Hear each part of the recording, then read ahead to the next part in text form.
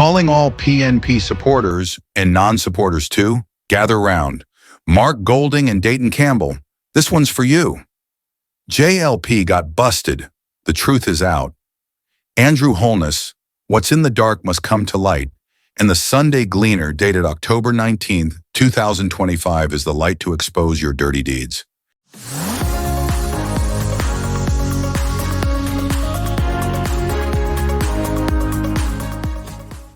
Did Caribbean Cement money help sink Jamaica? Was corporate hands behind the JLP election? Jamaica, listen carefully, because when big business starts funding politics, corruption becomes the foundation.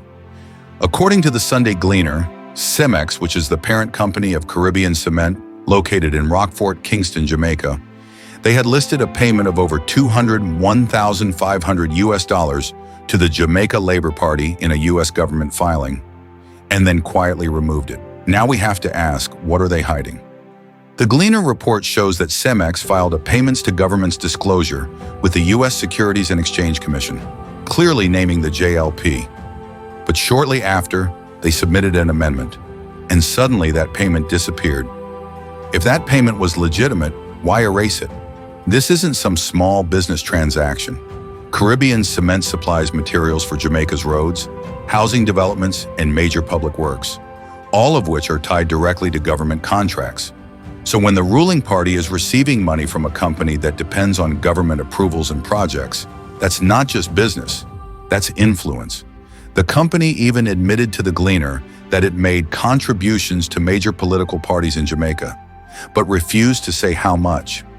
That alone raises serious questions about transparency and fairness in our democracy. And that's exactly why the JLP could afford to buy out voters during the election, paying thousands of dollars for votes. Was that Caribbean Cement money, Mr. Prime Minister? Back-to-back political ads on every radio and TV station every 2 minutes? Was that Caribbean Cement money, Mr. Holness? Distributing black tanks, fertilizer, and gifts all across communities. Was that Carib Cement money, Prime Minister? Because I could go on and on. Corporate money didn't just influence the election, it bought it, putting a corrupt administration back in power while ordinary Jamaicans continue to struggle under rising prices and failing systems.